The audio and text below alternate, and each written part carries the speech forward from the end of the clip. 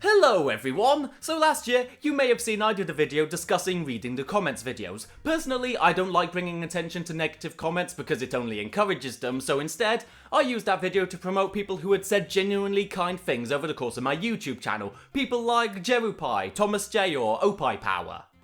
It was only while researching this video I actually learned what the word opie means. It's not an English swear word, so technically speaking, YouTube shouldn't have a problem with it. It's always nice to see people like Destinum compliment me on my comedic timing, or Banana-kun sharing this video with their friends, or even this one from Bubblegirl Routes asking next time you do a reading the comments video, can you take off your shirts, please?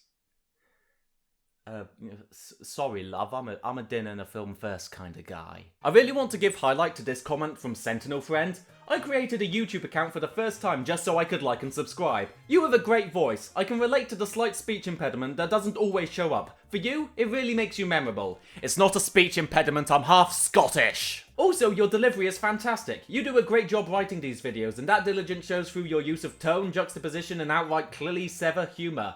Clearly sever? Clearly sever. Talk about not having a speech impediment, there's one for you. However, I'm not remaking last year's video, but the response to that video was overwhelmingly positive. So, in my last video and on Twitter, I said if there were any questions you wanted to ask me, I would do a Q&A video and answer those questions. Just don't ask me what I look like topless. I've got quite a few to get through, but let's go to one of the more popular requests first. This one comes from Janice, who asks, what is my favourite Pokemon ROM hack? I always think about Pokemon's Sweet version. I think like it was just something so different because the typing system is the biggest thing. The typing system is completely changed. There's no grass or poison or whatever. It's like they're all based on food. It's chocolate, cherry, orange, loads of stuff like that. And you had to work out what type was good against what other type. And you also had to work out what type the opposing Pokemon was. So it added like a proper element of challenge to the game that it really needed. But on top of that, it's just a more fun way to play. I knocked the camera. But no, it was just a more fun way to play Pokemon Leaf Green. And yeah, it's just a good hack. I think I remember Pokemon Dark Rising also being pretty good, but I don't actually remember a lot about it, other than the fact that Arceus asks what your gender is. Like, fucking hell, you're God, you should know. But yeah, if I had to choose one, I think Pokemon Sweet version is the one that I usually think about. If you do want to play it, by the way, just make sure you turn the brightness down on your computer because it's fucking ugly. Wayne asks, what was my first video game? Not a clue. I tell people it was House of the Dead. It could well have been Sonic the Hedgehog, it might have been Pokemon Stadium, could have been Worms. I honestly don't remember. Sirfetched and subscribed to me for no reason asks my favourite and least favourite anime. Top 5 in no particular order, I've got it written down. Death Parade, Yu-Gi-Oh! Zexal, Your Lie in April, Neon Genesis Evangelion, and this one, which I feel like should be promoted, it's called C. Where's the fucking glare? This is what it looks like. Let's get a closer look. It's called C. It goes by other names in different websites, but it is supposed to be called C. And this is what it looks like if you want to check it out. I think the reason I like those anime is just because they're all like well-written characters, and it's usually creative concepts stretched to their imaginative potential.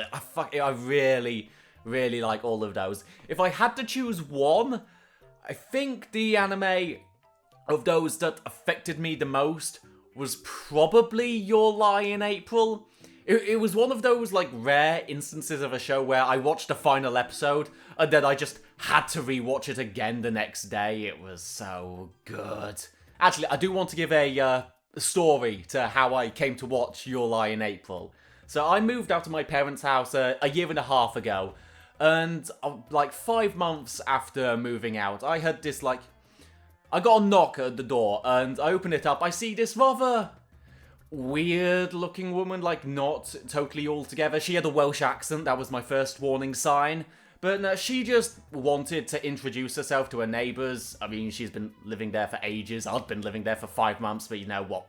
Better late than never and all that. And It turned out we had a few things in common. She knew about Dungeons and Dragons, she had watched anime, there were a few things we could talk about, but after a while there came like a problem.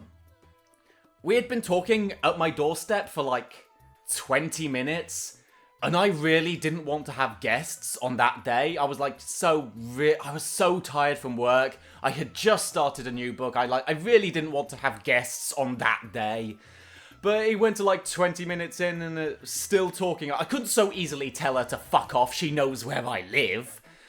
But like, eventually she asked, can I come in? And God, my mum, I hate my mum. She taught me kindness when I was a kid. So what I wanted to say was no. But because of my fucking mother, I said yes. And she came into my flat and, you know, it wasn't too long after that. She just started unloading just the most personal shit that you should not be saying to someone you just met. Stuff like fucking knife crime and drug abuse and ex-partners and stuff you should never tell someone you had just met. And like, in the, let's call it, aftermath of that event, it went on for a fucking long time. Like, she stayed for over an hour. But like, at the end of that, she just asked like, you want to watch anime? It's like, you know what? I'm already in way too deep. Fucking hell, let's watch anime. And we watched Your Lie in April. I watched Your Lie in April for the first time with this weird Welsh woman sitting on my sofa. It was very awkward watching those first 6 episodes. She stayed for another 2 hours, by the way. That's how long 6 episodes last. It was very awkward, but, you know, long story short, something positive came out of that. Oh, and by the way, if you are wondering about that woman, like, you need not worry. She stopped bothering me after she got custody of her child back. You think I'm making that up? I'm absolutely not. Worst anime I've watched definitely has to be the 2017 Kino's Journey. That was fucking atrocious. Like, it's a cool concept, it sounded amazing, but it was just so bad. It was unbelievable, unrealistic, unrelatable characters doing stupid things. It was so bad. The older one, oh no, I won't say the original, but the older one with the scanline effects, that is way better. I hadn't watched that by the time I had watched the 2017 version, but that old one, that's friggin' great. I love that one. Next question from Bloody Dragon asks, why fail at winning? No fucking idea what he's talking about. Joseph asks 2 questions. First one, what is your favourite band/style of music? I like a lot of upbeat, pop and rock stuff, and power ballads, so things like Living on a Prayer, Summer 69, Bat Out of Hell, How Can We Be Lovers, that sort of stuff. That's what I really get. S Club 7 as well, needs a shout out. Not enough people remember S Club 7. But, you know, stuff like that. I'm, as well as being part Scottish, I'm also part Irish, and those fuckers love to sing, and so do I. So, like, you ever been at a party and it's like towards the end of the night, most of the people have left, so it's just like you, like 1 or 2 other people, and some twat who brought their guitar. Like, I quite like those moments like that where you're just singing half-drunken Wonderwall. I really like moments like that. But I think I'm going to put I'll put a list in the edit of, like, songs that are, like, basically my favourite songs, and also songs that I probably represent what I listen to quite a lot. So that basically answers that question as best as I can. And the next question he had to ask me was, what was my favourite and least favourite video to make? So I'll go to the least favourite first. I have a very short attention span when it comes to creative projects. If something's going on for too long, I will usually shelve it. So any of the longer videos, like, I remember specifically the Yu-Gi-Oh! Cataloguing every Yu-Gi-Oh! Duel Monsters character backstory. That was really boring to edit, because I had to do fade-ins and fade-outs for all the text, and drop shadows and shit like that. It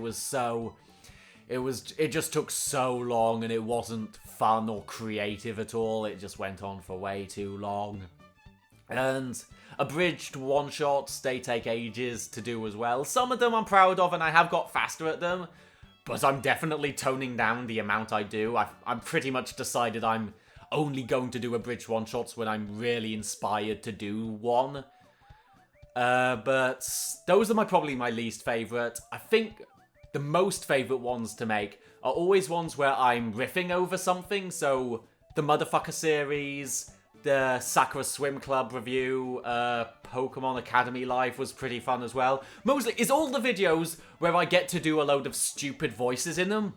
I really have fun doing stupid voices. Actually, I just looked back at my notes and the Pokemon Platinum Motherfucker run, that was the most fun I've ever had making a video, because I remember doing the voiceover, and normally when I do a video that's that long, it was nearly 20 minutes, I'll usually do the voiceover in 2 sessions, but I remember getting to the point where I was shouting at people in a church, and I just felt like Nick Cage. I just got so into it, and I recorded the entire rest of the video in that day. It was so much fun to do the voiceover for that.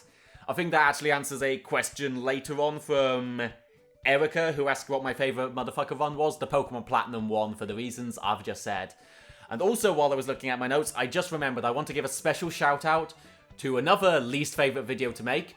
Duct taping a Wii remote to my head and playing The Legend of Zelda Skyward Sword. I was not thinking straight when I decided to make that video. Mudkip XXX asks, besides Mudkip, what is the strongest Pokemon? To compare another Pokemon to Mudkip would be blasphemy! Also, I quite like Shelder. Another question, when will the next Motherfucker playthrough be? Beginning of August, I hope. And finally, can you do a Nuzlocke playthrough? I don't know. I've watched a lot of other YouTubers do Nuzlocke runs. They're all boring. They're all boring as fuck to watch because they all have exactly the same experiences and the same stories, and they're just so... You've seen one, you've seen them all. If I was to do a Nuzlocke video, it would have to be something different or creative to really give it any oomph. Because it's just going to be boring if I do a straight Nuzlocke video. I've been slouching up in my... Well, I haven't been slouching, I've just been slumping. Slouching and slumping is the same thing. What am I even talking about? Ender Pearl Espion asks if I would go to any conventions for small meet and greets. I'm gonna say no at the moment, but I'm not ruling it out completely. I'm not at the fame level, really, to justify going to conventions, I think. But also, it's like, I'm just not a massive convention person. Like, I remember there was one convention I went to a few years ago whose name I will not say. But, you know, I was looking at the, like, what do you call it? The schedule for this convention, and I saw the first day there was an opening show, and I thought, yeah, I mean, everyone's going to be going to the stalls and the games area, so, yeah, I'll check that out. It'll be a decent introduction to the convention, and, you know, I went there, and it was a bit delayed. I think there were some kind of technical difficulties, but, like, 5 minutes after it should have started, like, I remember one of the technical crew just got up on stage and, like, started dancing a bit awkwardly. And then, a couple minutes later, 2 more of them started dancing up on stage. And then I slowly realised, oh, this is the opening show, isn't it? So yeah, that kind of set a precedent. That kind of set a precedent for the rest of the convention. It wasn't exactly the best. It wasn't exactly the most interesting place to be. I think the most interesting thing I did in that trip was going to watch a band perform in a basement of a cafe quite near the hotel I was staying at. So yeah, the convention wasn't amazing. So, again, I'm not ruling out conventions, just don't count on it anytime soon. Next one from Shizzleblitz asks, favourite hentai Cacao Boy asks, favourite video game of all time. I think Kid Icarus Uprising. It's action-packed, it's anime as fuck, and it's written like a Saturday morning cartoon. I friggin' love it. Special mention has to go to House of the Dead 2, Ocarina of Time, Wind Waker, Infamous 2, Pokemon Stadium, Professor Layton and the Lost Future, Mario Kart DS, and Super Smash Bros. Ultimate, though. Those are all great too. Andrew asks, favourite Pokemon generation? Generation 3. The world is so varied, all the towns look unique, it's just, it's the best one to go exploring in. Also, I'm biased because it was my first Pokemon RPG, Pokemon Sapphire. It also asks, favourite season of Yu-Gi-Oh? If we're talking Duel Monsters, it's definitely Pokemon? What? It's definitely Season 1 or Season 5. I think mostly because those two seasons didn't focus on the card game a whole lot. Or they created different rules for the card game, and it was... The card games were shit in the original series. Some of them went on for like 6 episodes long. It's like, that's too long. That's an entire movie's worth of a single duel. Although, if we are talking about, favorite seasons, if we're not just discussing Duel Monsters, anything Yu-Gi-Oh! Zexal. Yu-Gi-Oh! Zexal is better than any other Yu-Gi-Oh! series. Fucking fight me, I'll punch you in your fucking face. Oh, and he also asks, favourite video I've made. But I've already answered that question, so if you don't know what the answer is, you probably aren't watching this video. Haha. Next questions come from Evil Chris Desu, who just so happens to be making an RPG machinima series called Broken Homesick, which I just so happen to be voicing in. So why don't you check that out? Link in the description and probably in the end card if I remember. First question, if you could give a one-sentence piece of advice to yourself 5 years ago, what would it be? Same thing I would say to anyone at any point in their life. Never do internet dating. An account on Match.com costs 20 quid. Pornhub is only 10. No, but in all seriousness, I had to think about this question for quite some time. I honestly don't know what I would say. Because I feel like this is a cop-out answer, and I hate giving cop-out answers, but everything I have experienced is a result of the things I knew back then. And I learned things through that, and it changed who I was, and bullshit like that. And if I did anything to change what I did back then it would have changed my life experiences, and I probably wouldn't be in the same position where I am now, and I genuinely don't know what I would say to myself. It would definitely have to be longer than a single sentence, but honestly, like, the thing I would definitely tell myself, and I know I absolutely would, this is the honest answer. It's not the answer you want to hear, but it's the honest answer. I would absolutely give myself editing advice.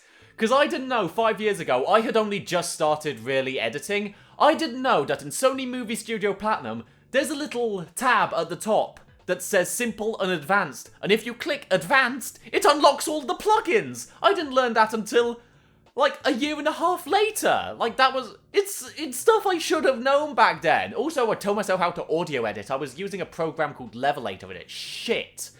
But yeah, that's the genuine answer. I would give myself editing advice. I couldn't give myself meaningful advice, because it would have changed who I was. Second question he asked, what do you think the world needs right now to start becoming a better place? I don't know.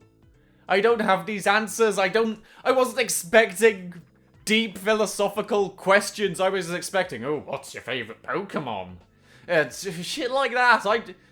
This is the same guy who made me say fuck like 27 times in an anime machinima. Like, you started fake beef with me in 2016.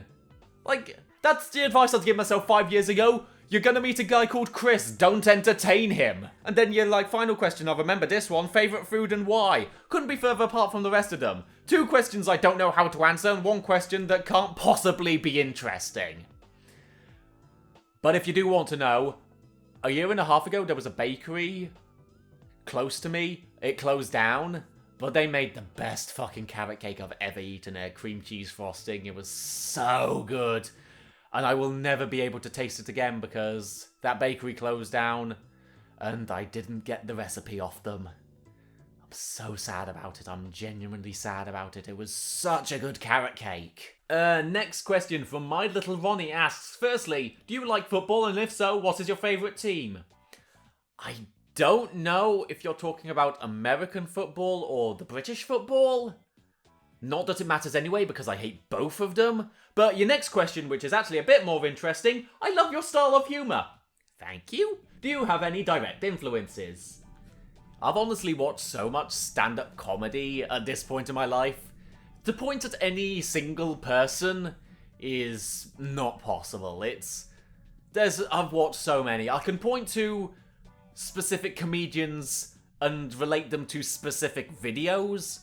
Dave Gorman did a show called Modern Life is Goodish. That definitely inspired my Rant Against Yankee Candles video. But in terms of, like, general style, I can't point to anyone specifically. If you want, like, a list of, like, my favourite comedians, I'd say... I'm looking over at my DVD shelf. Jack D, Stephen Merchant, I know he's an actor, but he has done a comedy special. Greg Davis, Sarah Millican, Rod Gilbert. There's a light stand in my way of my DVD shelf. Lee Mack, Ed Gamble. Did I say Greg Davis? I forgot. Who else? Simon Evans, he's great as well. I've watched a lot. Trevor Noah, he's another good one. There's actually one more story. This is the last story I'm going to tell, I swear it. But I went to see live a comedian called Keith Harris. Now, probably not a lot of people are going to know who Keith Harris is. If you're British and maybe a bit older, you're more likely to know. But he was a very big, famous comedian in, like, the 70s. He was a ventriloquist. He was famous for being Keith Harris in Orville. That was, like, his most famous character. Big, fat, green baby bird called Orville. And I went to see him at this holiday park with my family. I was maybe 15 at the time. And, like, we knew who he was, so we thought we'd go and see him. And, like, obviously a couple other people at this holiday park knew who he was because there were a lot of people at this venue. And... you know, it was a sort of lounge bar dance floor. Yeah, well, it was a lounge bar with a dance floor. And, like, something to note about Keith Harris. He is most famous for being a children's entertainer. But he was performing at 10 o'clock at night. Way past the watershed. So, I don't think a lot of people realised what this show was going to be like. So imagine, if you will... there's a dance floor full of 4-year-old children, all allowed to stay up late by their parents because they believed their kids would be watching a child-friendly comedy show. So, imagine 5 minutes into the set, Keith Harris is on stage, he says the phrase, "she had a cute angina," and mums were just bolting to that dance floor, picking up their children and just running out the door. They were not expecting adult humour like that. They were not. No offence to Keith Harris, but that is... nothing he could have said would have been funnier than seeing the mums' faces react as they realised this was not a child-friendly show. Oh, it was so funny. Oh, final question. We're at the final question. From Mercury Gin Free. What is my favourite fan-made Pokemon design?